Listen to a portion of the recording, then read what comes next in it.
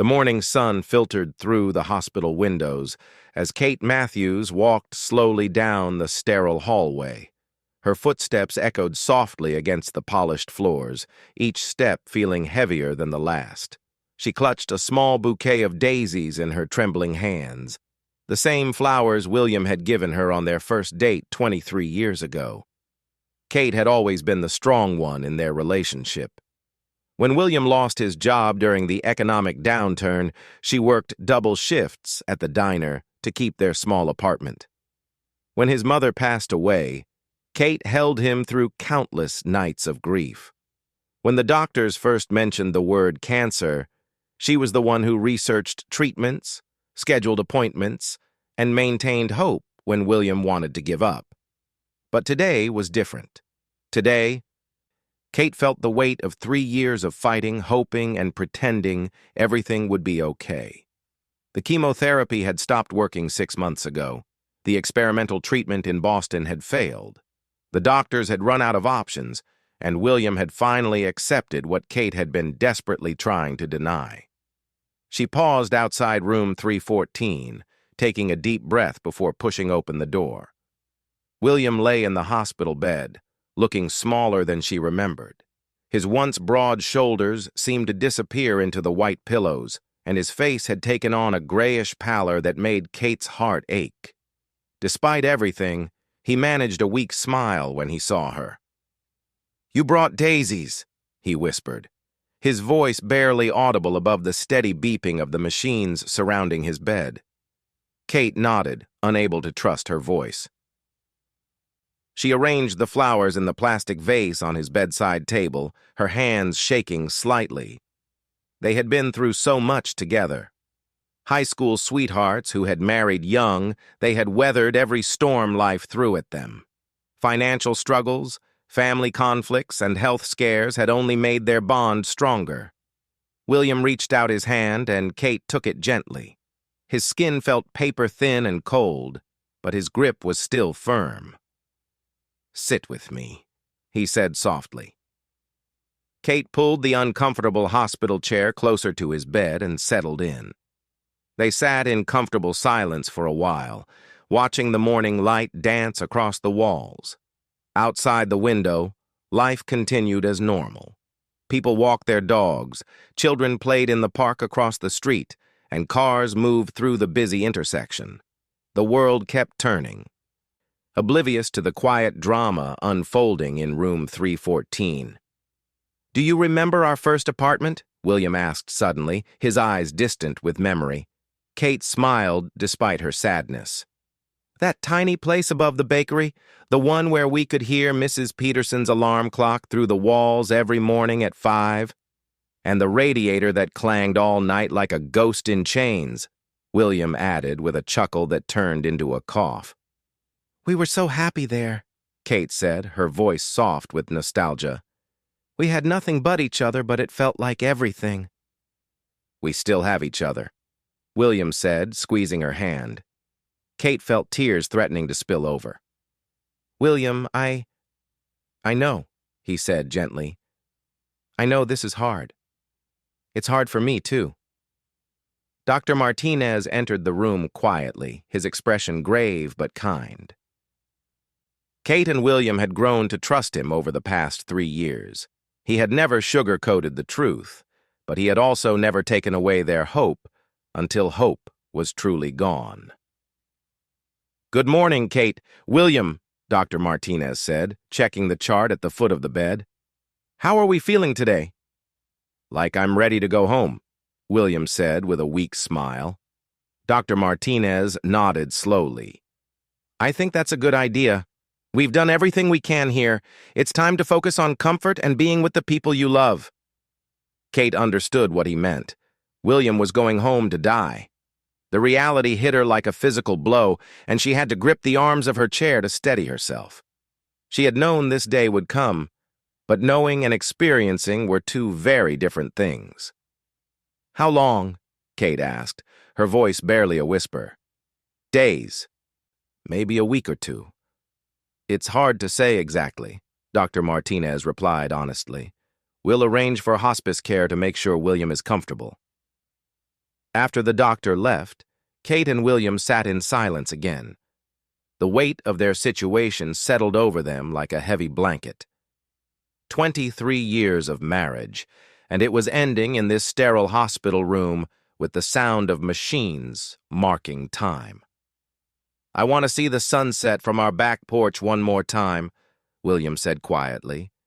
Kate nodded, tears finally spilling down her cheeks. "We'll watch it together. And I want to sleep in our own bed with you next to me." "Of course," Kate whispered.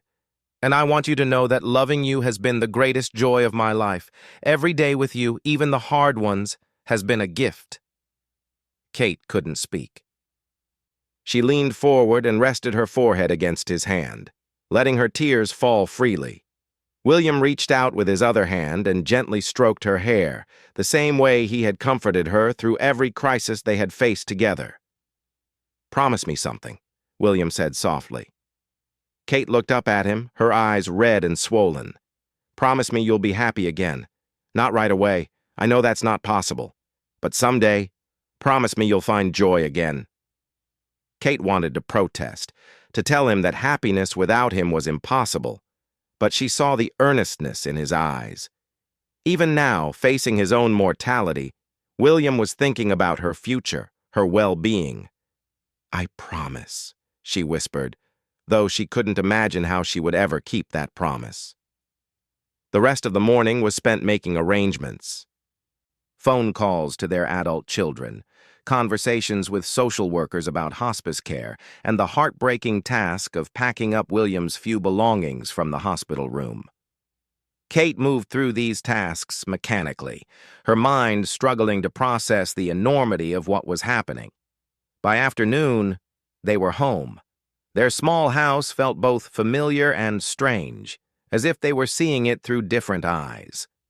Kate helped William into their bed, the same bed where they had shared so many nights of laughter, tears, dreams, and comfort. The hospice nurse had already arrived and set up the necessary equipment, explaining to Kate how to manage William's pain medication and what signs to watch for. As evening approached, Kate wheeled William out to their back porch in a wheelchair borrowed from the hospital. They watched the sun slowly sink toward the horizon, painting the sky in brilliant shades of orange and pink. It was beautiful, but Kate could barely see it through her tears.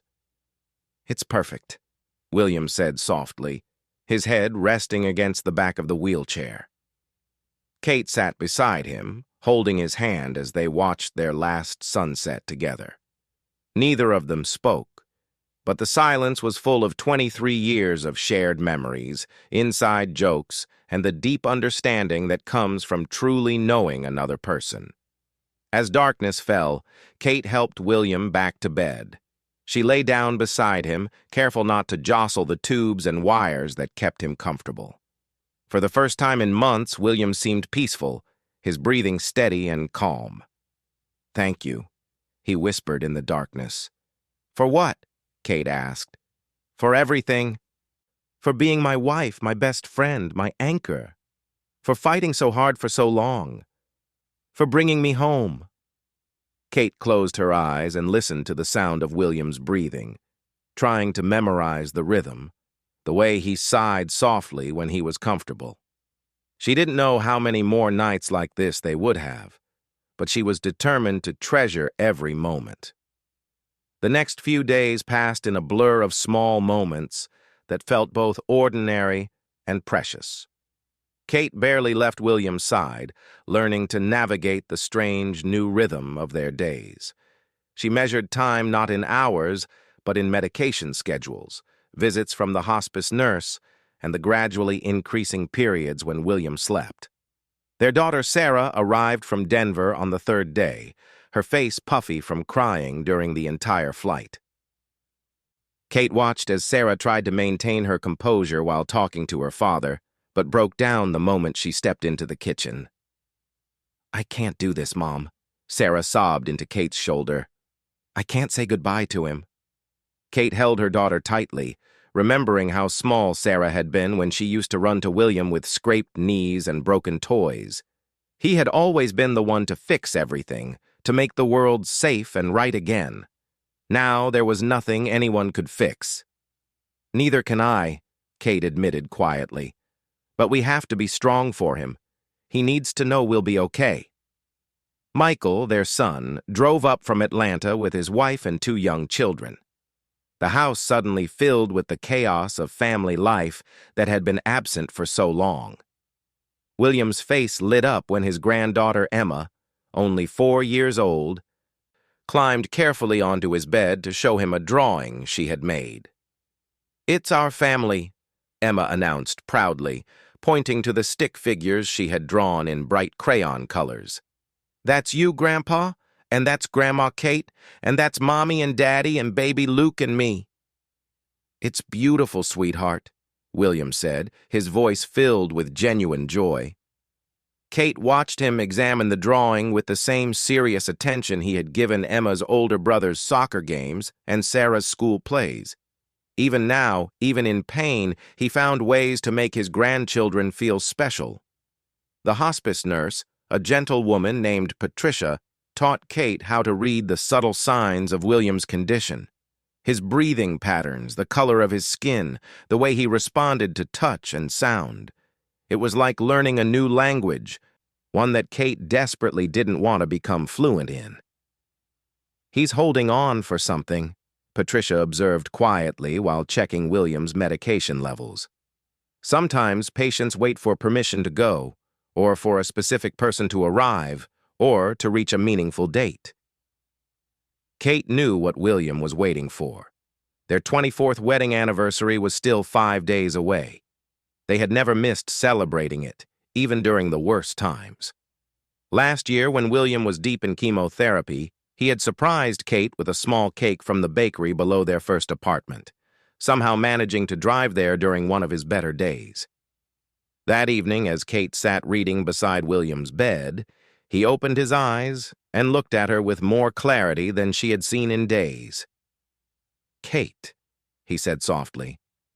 "I'm here," she replied, setting down her book and taking his hand. "I need you to do something for me." "Anything." "In my desk drawer, the bottom one on the right, there's an envelope with your name on it. I wrote it last month when I was feeling stronger. I want you to read it after I'm gone." Kate felt her throat tighten. "William, and there's something else. In the same drawer, there's a small blue box. I was saving it for our anniversary, but I think you should open it now." With shaking hands, Kate went to William's desk in the corner of their bedroom. She had cleaned and organized this desk countless times over the years, but had never looked in his personal drawers. The envelope was exactly where he said it would be, along with a small velvet jewelry box that she had never seen before. "Open the box first," William said when she returned to his bedside. Inside was a delicate gold necklace with a small pendant shaped like a daisy. It was simple and beautiful, exactly the kind of jewelry Kate had always preferred. Even in his weakened state, William had remembered her taste perfectly. 24 years, and you still surprise me," Kate whispered, fastening the necklace around her neck. "I ordered it 2 months ago," William said with a weak smile. "I wanted you to have something to remember our last anniversary." Kate felt tears streaming down her face. Even facing death, William was thinking about her, trying to create one more beautiful memory for her to hold on to. "I love you," she said, the words carrying the weight of nearly a quarter-century of shared life. "I love you too. More than words can say." The next day, William's condition worsened noticeably. He slept most of the time, waking only for brief moments of confusion or discomfort. The family gathered around his bed, taking turns holding his hand and sharing favorite memories. Sarah told the story of how William had driven 6 hours in a snowstorm to pick her up from college when her car broke down. Michael shared how his father had taught him to throw a curveball in their tiny backyard, spending countless summer evenings patiently correcting his form. Kate listened to these stories and realized that each of her children had their own unique relationship with William, their own treasure trove of memories that would comfort them in the years to come. Patricia increased William's pain medication as his breathing became more labored. "It won't be long now," she told Kate gently. "His body is shutting down. It's natural and peaceful, even though it's hard to watch." Kate nodded, feeling strangely grateful for Patricia's honest guidance. The unknown was so much more frightening than the truth, no matter how painful. That night, Kate sent Sarah and Michael to get some rest at the hotel down the street. She wanted these final hours alone with William, just the two of them as it had been in the beginning. She climbed into bed beside him, careful not to disturb the oxygen tube or medication lines.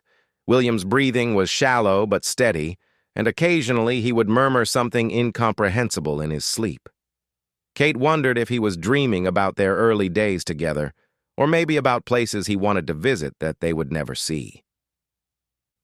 "Do you remember when we talked about traveling to Ireland?" she whispered to him in the darkness. "You wanted to see the cliffs and hear traditional music in those little pubs. Maybe you're there now, in your dreams." William's breathing hitched slightly, and for a moment Kate thought he might be trying to respond. But then he settled back into the rhythm of sleep, and Kate continued talking softly, sharing memories and dreams until her own exhaustion overtook her. She woke to find Patricia gently shaking her shoulder. Dawn was breaking outside their bedroom window, and Kate could immediately sense that something had changed. William's breathing was different, more irregular, with longer pauses between each breath. "It's time to call your children," Patricia said quietly. Kate's hands shook as she dialed Sarah's number, then Michael's. They arrived within minutes, still in pajamas and hotel slippers, their faces pale with the knowledge that these were their father's final hours. The four of them gathered around William's bed as the morning light grew stronger. Kate held one of his hands while Sarah held the other. Michael stood at the foot of the bed with his hand on his father's leg, and Patricia remained nearby, monitoring but not intruding on their private goodbye. "We're all here, Dad," Sarah said softly. "It's okay. You can rest now." William's breathing became increasingly labored, then would stop completely for terrifying seconds before resuming in shallow gasps. Kate found herself holding her own breath during those silent moments, willing him to take one more breath, then another. "I love you, William," Kate whispered, leaning close to his ear. "Thank you for 23 beautiful years. Thank you for teaching me what real love looks like." At 10:47 a.m. on a Tuesday morning filled with spring sunshine, William Matthews took his last breath. The room fell completely silent except for the soft crying of his family. Patricia stepped forward to turn off the machines that were no longer needed, but she did so quietly and respectfully, allowing them their moment of grief. Kate continued to hold William's hand, which was still warm but somehow felt different, empty of the life force that had animated it just moments before. She couldn't quite believe it was over. After months of preparation, after saying goodbye a dozen times in her heart, the actual moment felt sudden and unreal. "He looks peaceful," Michael said through his tears. "He is," Patricia confirmed gently. "His suffering is over." Kate knew she should feel relief that William was no longer in pain, but all she could feel was the enormous emptiness where his presence used to be. The room felt too quiet, too still, as if something essential had been drained from the very air they breathed. The funeral home came to take William's body 3 hours later. Kate had dressed him in his favorite blue shirt, the one he had worn to Sarah's wedding and Michael's graduation. She had combed his hair the way he liked it, and placed the watch she had given him for their 10th anniversary on his wrist. These small acts of care felt both important and heartbreaking. Sarah and Michael handled most of the funeral arrangements, while Kate moved through the days in a fog of grief and exhaustion. She signed papers and made decisions about flowers and music, But nothing felt real. People kept talking to her, offering condolences and asking about her needs, but their voices seemed to come from very far away. The funeral was held 4 days later at the small church where Kate and William had been married. The building was packed with people from every phase of their life together. William's co-workers from the factory where he had worked for 15 years, neighbors from 3 different addresses, members of the softball team he had coached when the kids were young, and customers from the diner where Kate still worked part-time. Kate sat in the front pew between her children, listening as person after person shared stories about William's kindness, his sense of humor, his willingness to help anyone who needed it. She learned things about her husband that she had never known. The elderly woman behind the diner who he had quietly bought groceries for during the worst of her financial troubles. The teenage neighbor he had mentored through a difficult time with his parents. The younger co-worker whose car William had fixed in the factory parking lot every winter when it wouldn't start. "Your husband had a gift for seeing people who needed help," Pastor William said during his eulogy.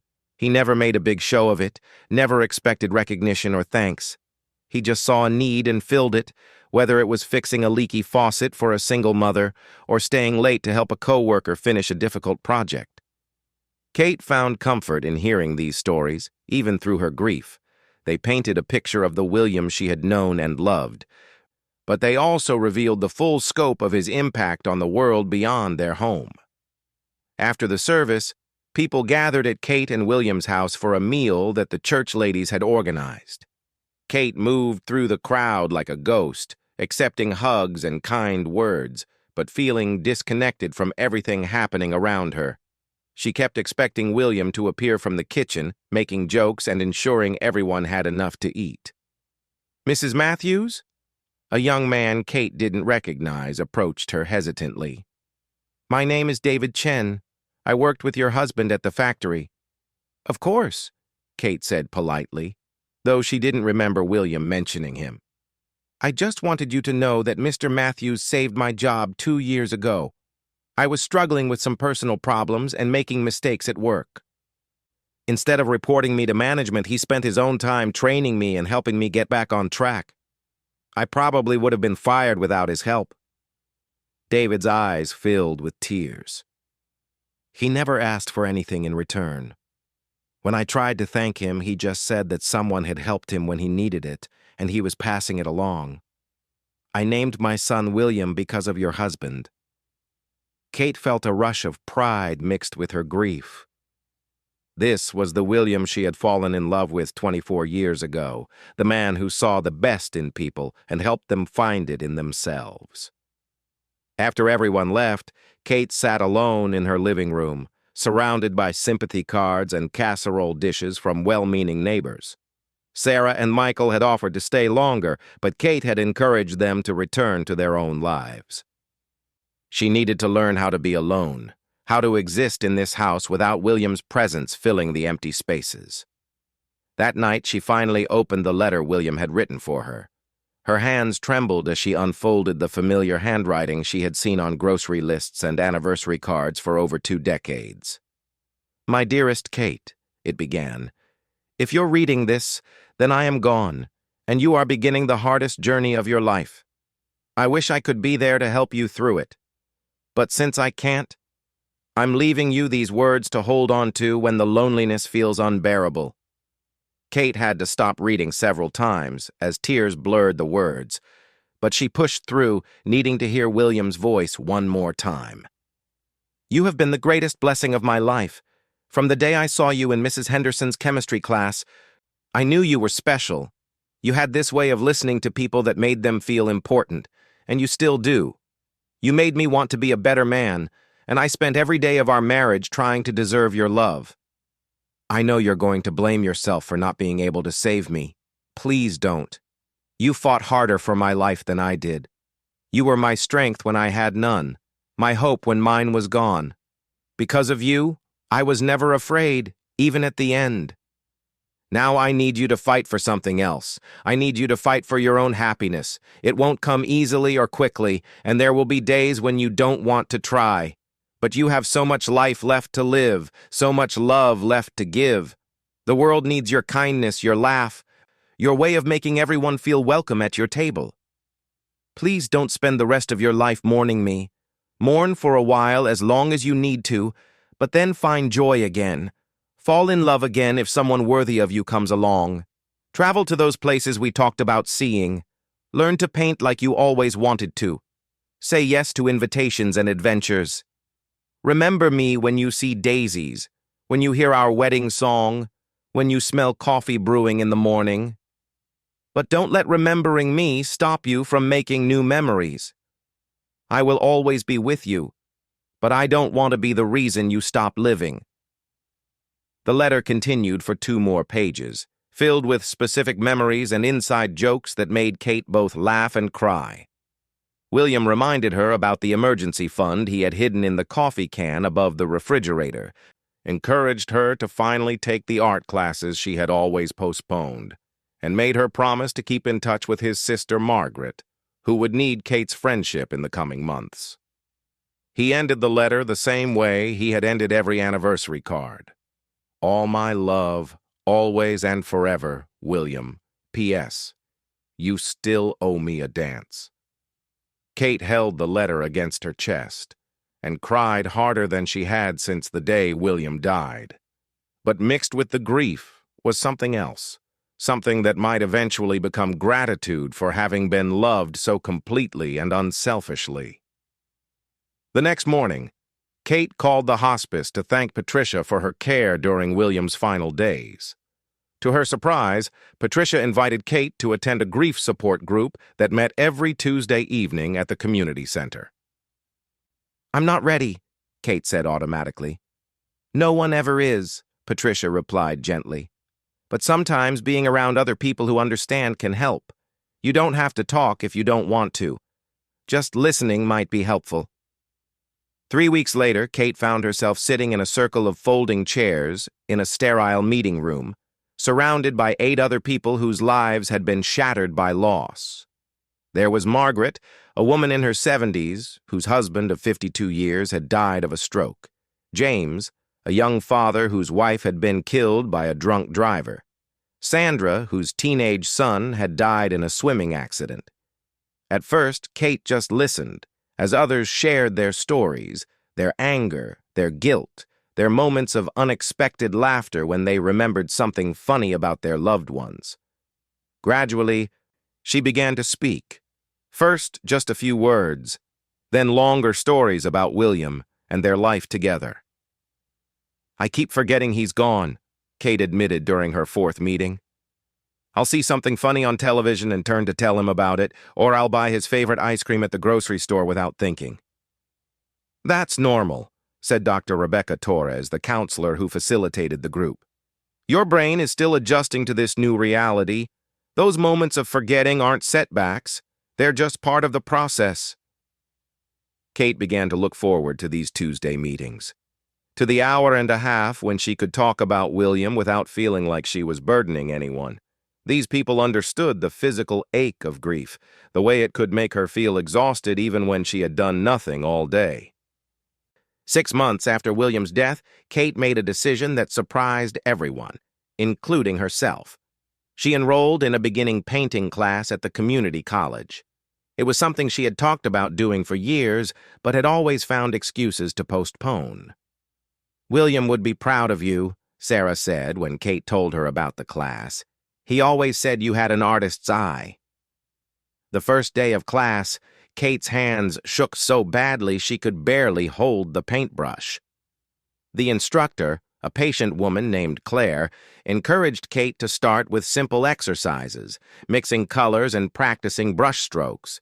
It was messy and frustrating, but it was also absorbing in a way that gave Kate brief respites from grief. Her first completed painting was terrible by any objective standard. A lopsided vase of daisies that looked more like yellow blobs than flowers. But Kate hung it on her kitchen wall anyway, where it reminded her that she was still capable of creating something new. As the seasons changed, Kate slowly began to reclaim pieces of herself that had been submerged in the years of caregiving and grief. She started having dinner with neighbors again, accepting invitations to birthday parties and barbecues.